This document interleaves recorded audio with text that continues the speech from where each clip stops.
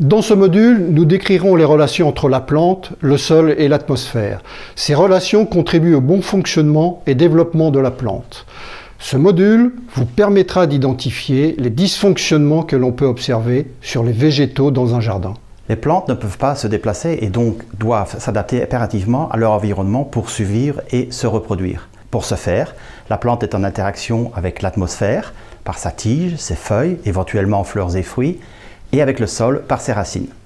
Saviez-vous que le volume de la partie racinaire est aussi important que la partie aérienne? Les racines prospectent le sol qui correspond à la couche supérieure de la croûte terrestre.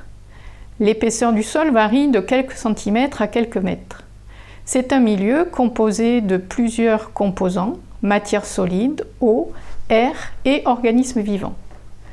En fonction de son âge, on pourra y distinguer plusieurs couches, souvent appelées horizons, allant de la couche supérieure, en général riche en matière organique, à la couche inférieure, la plus proche du matériau géologique, la roche.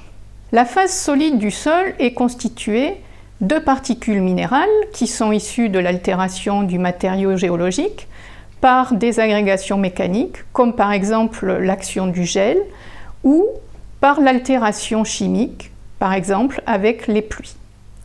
Certains minéraux sont directement issus du matériau initial, comme par exemple le quartz, les feldspaths, et ils représentent les particules les plus grossières.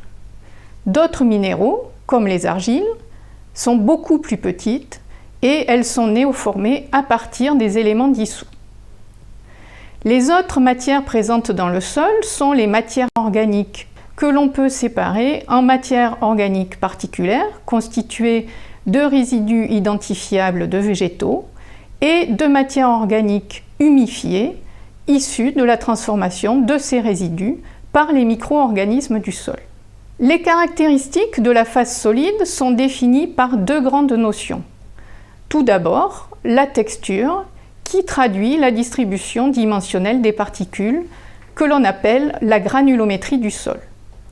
Ensuite, la structure, qui décrit l'organisation et l'agencement des particules entre elles. C'est un tamisage à 2 mm qui permet de séparer la terre fine des éléments grossiers, tels que les graviers et les cailloux. Au sein de la terre fine, on distinguera plusieurs classes.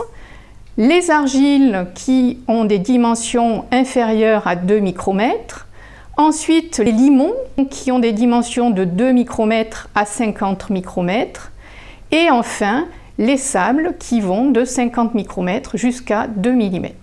Les pratiques agricoles ramènent souvent la granulométrie à 3 classes, les argiles, les limons et les sables, dont les proportions sont reportées dans un diagramme de texture qui va permettre d'attribuer au sol un qualificatif simple, comme par exemple limon argilo-sableux.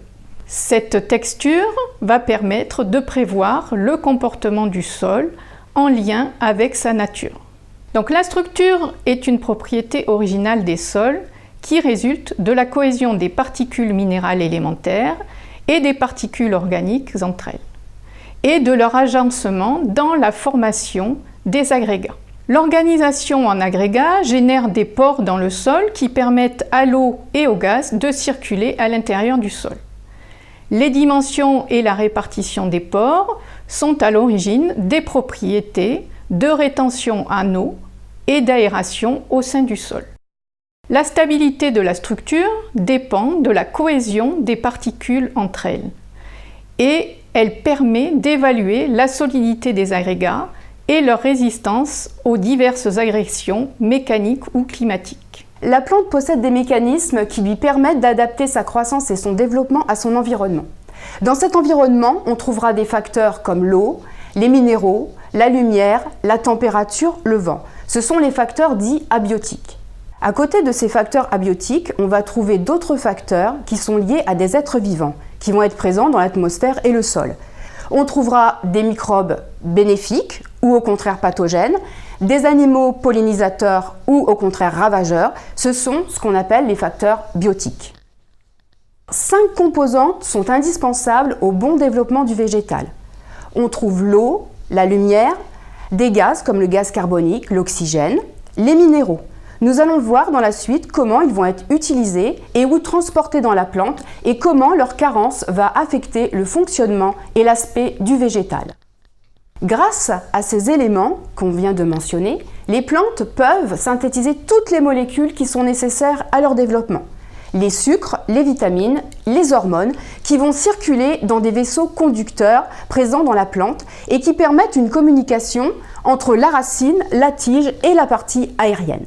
Il existe deux types de vaisseaux, le xylème et le phloème, dont nous préciserons les rôles dans la suite de cette présentation.